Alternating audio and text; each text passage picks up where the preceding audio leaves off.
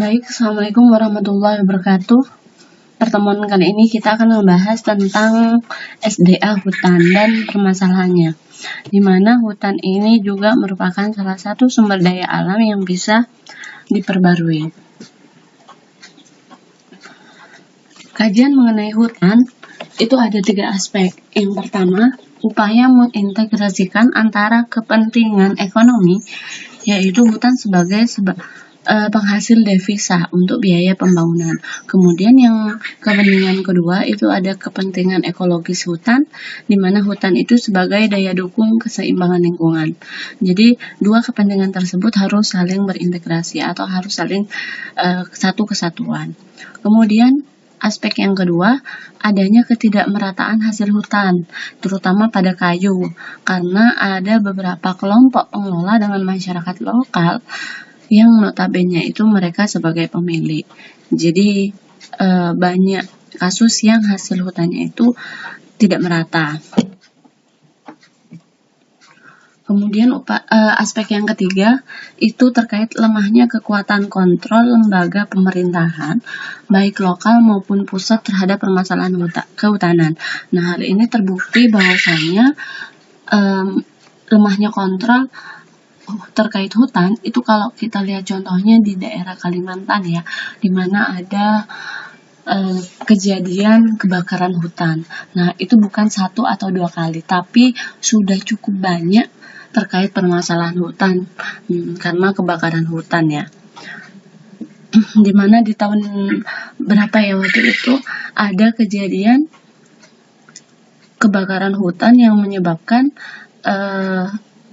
asap di negara tetangga atau misalnya di wilayah tetangga itu terdampak oleh adanya kebakaran hutan, yaitu berupa asap, sehingga mereka menghambat aktivitas perekonomian seperti itu. Dan itu menandakan bahwasanya lemahnya kekuatan kontrol lembaga pemerintahan dalam kasus permasalahan kehutanan. Kemudian fungsi dan manfaat hutan. Luas lahan negara Indonesia kurang lebih 125 juta hektar pada tahun 2017. Nah, luas lahan tersebut itu dibagi, diantaranya berupa lingkungan hidup manusia itu sebesar 25%, seperti desa, kota, jalan, industri, masjid, dan lain sebagainya. Nah, itu masuk ke 25%. Sisanya 75% itu ternyata berupa hutan.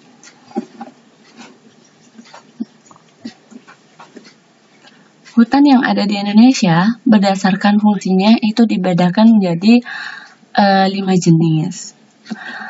Ada yang namanya hutan konversi, di mana di sini kita lihat di diagram berikut ada 12,9 hektar hutan konversi, kemudian 29,3 hektar hutan produksi tetap, 26,8 hektar hutan produksi terbatas, kemudian 29,7 hektar berupa hutan lindung dan 27,4 hektar suaka alam dan hutan wisata. Nah, ini datanya masih tahun 2015 ya. Jadi yang paling banyak itu adalah hutan lindung. Nah, untuk memahami apa saja definisi dari hutan-hutan ini, kita lihat pada berikut ini. Nah, oke, ini hutan lindung. Tadi hutan lindung itu paling tinggi ya. Kemudian diikuti setelah hutan lindung itu ada hutan produksi tetap, kemudian ada hutan suaka alam dan hutan wisata. Oke. Hutan lindung di mana adalah kawasan hutan yang karenanya sifat-sifat alam itu diperuntukkan guna pengaturan tata air dan pencegahan bencana banjir dan erosi, serta untuk pemeliharaan kesuburan tanah. Nah, jadi karena dia hutan lindung artinya melindungi. Apa saja yang dilindungi? Yaitu dia melindungi bencana banjir dan erosi. Jadi kayak misalnya tanah ya. Tanah, Kemudian pengaturan tata airnya bagaimana, jika airnya itu bisa diresap sekian mungkin, itu seperti apa. Kemudian ada hutan produksi. Hutan produksi itu tadi dibedakan menjadi dua. Ada hutan produksi dengan penggunaan terbatas dan hutan produksi dengan bersifat tetap. Nah, kawasan hutan yang diperuntukkan guna memproduksi hasil hutan untuk keperluan masyarakat pada umumnya, dan khususnya itu untuk pembangunan, industri, dan ekspor. Kita lihat, hutan produksi dengan penggunaan terbatas, yaitu adalah hutan produksi yang hanya dapat dieksploitasi dengan cara tebang pilih. Jadi misalnya mau tebang pohon jati misalnya ya. Nah, itu harus bagaimana cara tebang pilih? Nah, itu harus melihat kondisi dari pohon tersebut. Kira-kira dia sudah cukup gak umurnya? Seperti itu. Itu namanya hutan secara tebang pilih ya. Kemudian kedua, hutan produksi dengan penebangan bebas, yang diartikan sebagai hutan produksi yang dapat dieksploitasi baik secara tebang pilih maupun dengan cara tebang habis, disertai dengan pembibitan alam atau dengan pembibitan buatan.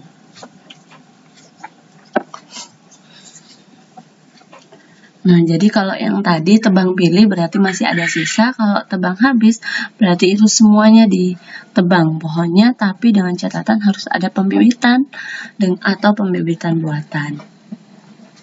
Kemudian ada hutan suaka alam. Hutan suaka alam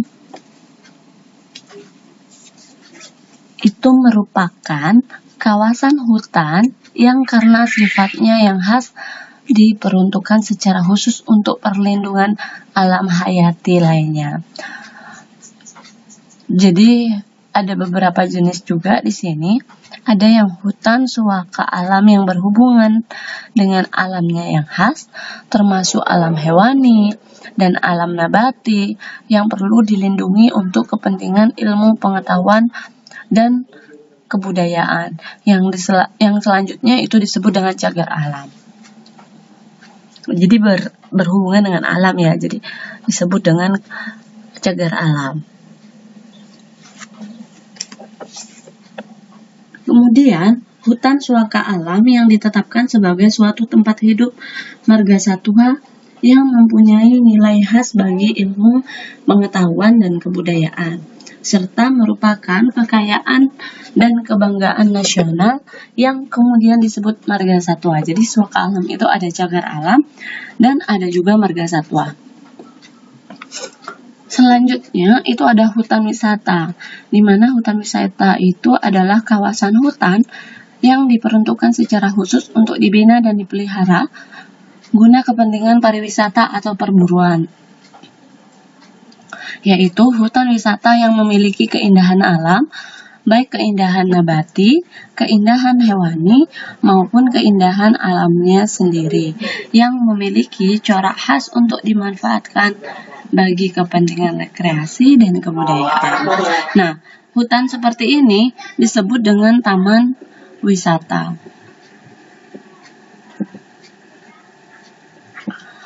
Hutan wisata yang di dalamnya terdapat satwa baru yang memungkinkan diselenggarakannya perburuan yang teratur bagi kepentingan rekreasi, yang selanjutnya disebut taman baru.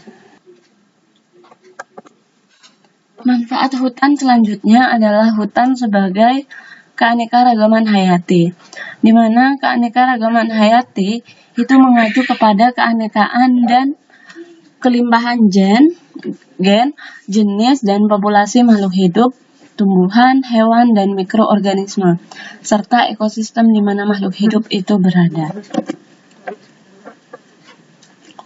Hutan sebagai fungsi ekologi, di mana hutan dengan vegetasinya mempunyai keterkaitan yang erat dengan ekologi, seperti penyangga keseimbangan suhu dan iklim, kemudian menjaga aliran air, pencegah erosi,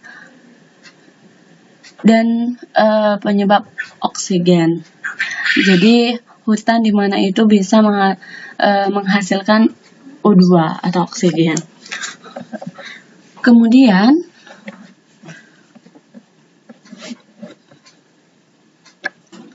ini hanya menurut Houghton dan Woodwell ya, di mana neraca pengurangan dan penambahan karbon dioksida itu diperoleh dari neraca difusi, ini kayaknya dibaca sendiri aja ya. Neraca difusi fisika kimia dari laut mengakibatkan pengurangan karbon dioksida.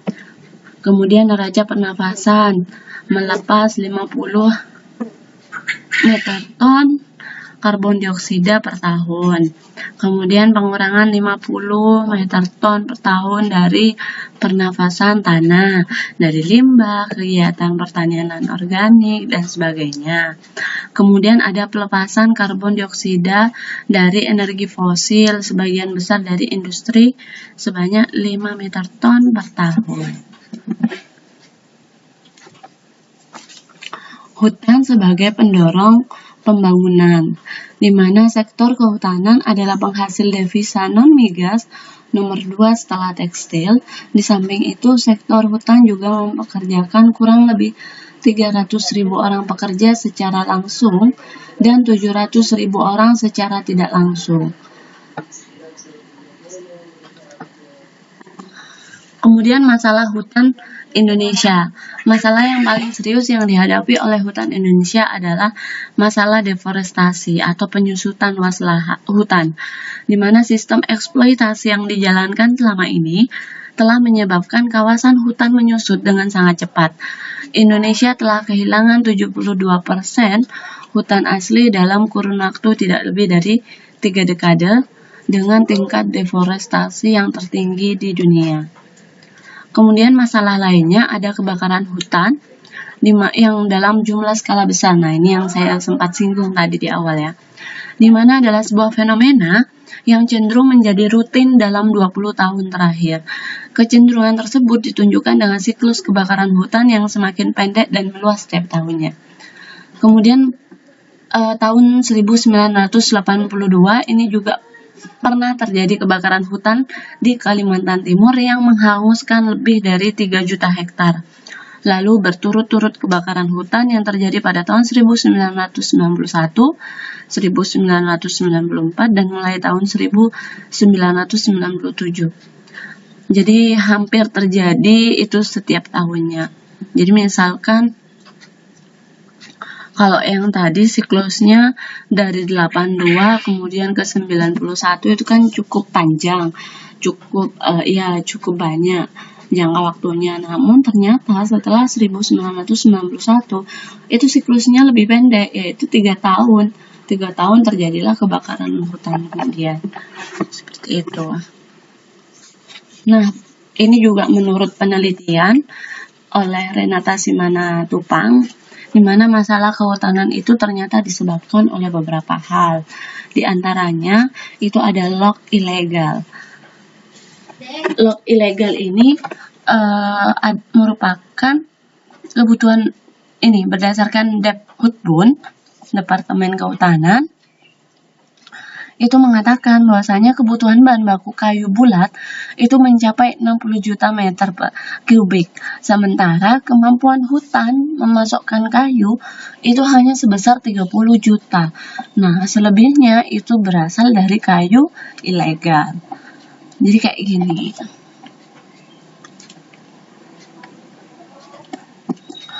Kemudian kelebihan kapasitas industri penyebab kedua, di mana menurut Bank Dunia, kapasitas terpasang industri seperti plywood, pulp, dan kertas itu meningkat terlalu cepat, yaitu 2 kali lipat selama tahun 1970 sampai 1990. Sementara kenaikan produksi dari kertas, pulp, dan paperboard hampir 3 kali lipatnya.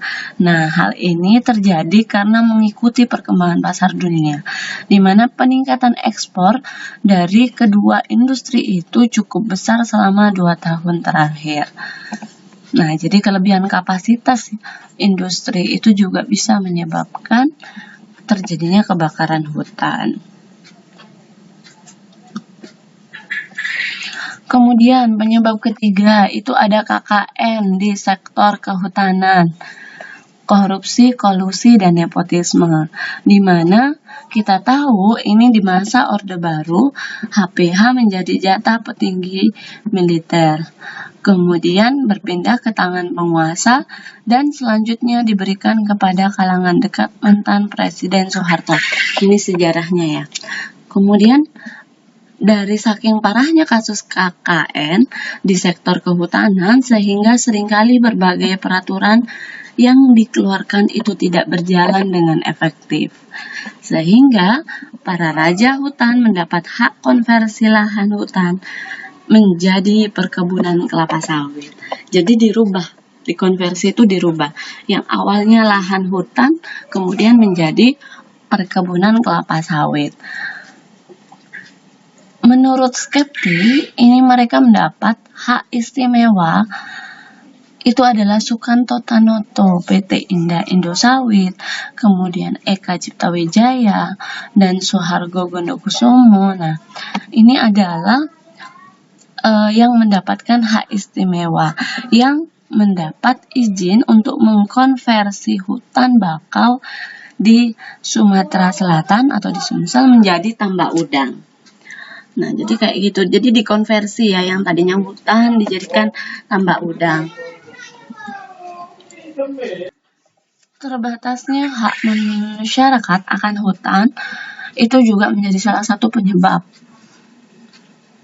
Pemberian HPH itu seringkali mengabaikan hak rakyat atas hutan adat yang telah mereka tinggali atau memanfaatkan hutan untuk memenuhi hidup mereka. Walaupun di satu sisi usaha perkayuan memang menyerap tenaga kerja, tapi ternyata di sisi lain merasakan dampak negatif akibat kerusakan hutan. Karena yang terkena dampak itu adalah masyarakat di sekitar hutan. Sementara para pengusaha menggunakan penghasilannya tidak untuk mengembangkan hutan, tapi untuk berekspansi di sektor lain. Kemudian penyebab selanjutnya itu ada tekanan dunia internasional, di mana di sini IMF itu kadang bertentangan dengan kondisi yang dikritiknya. Misalnya, World Bank menyoroti tentang maraknya pencurian kayu dan log ilegal, tapi menuntut dibukanya pintu ekspor kayu kelondongan dengan pajak 0%. Di sini terlihat bahwasannya World Bank itu menginginkan diberlakukannya kebijakan yang menguntungkan pasar internasional. Nah, ini kita lihat, ini kondisi hutan Indonesia yang dimana pohonnya itu sudah banyak yang ditebangi. Kemudian terjadinya pembakaran hutan untuk pertanian. Kondisi hutan produksi. Kemudian di sini adalah hutan tanaman industri. Kemudian ada penggundulan hutan. Jadi penggundulan hutan itu terjadi karena adanya penebangan secara liar. Nah, ini adalah salah satu contoh hutan nagari yang ada di Sumatera Barat, di mana hutan nagari ini dimanfaatkan untuk dijadikan tempat wisata, sehingga bisa menghasilkan pendapatan dan menyerap tenaga kerja di sekitar hutan tersebut. Jadi hutan yang nagari ini itu dikelola oleh beberapa masyarakat di sana untuk dikembangkan menjadi tempat wisata. Dengan catatan wisata boleh memasuki area tersebut asal tidak merusak hasil hutan. Seperti itu. Nah, ini contohnya dari hutan nagari di Sumatera Barat. Ini ada di puncak ya. Jadi untuk sampai ke sini itu harus melewati tanjakan yang cukup gitu. Tapi setelah sampai di puncaknya atau di atasnya itu pemandangannya cukup indah, sehingga banyak para wisata yang datang untuk melihat hutan nagari di Sumatera Barat tersebut. Nah, mungkin ini kalian tahu, ini adalah hutan yang dimanfaatkan untuk sirkuit ya. Jadi tempat lokasi balapan sepeda ini. Jadi dimanfaatkan untuk itu. Udah. Oke. Saya rasa itu penjelasan dari saya. Kurang lebihnya saya mohon maaf. Assalamualaikum warahmatullahi wabarakatuh.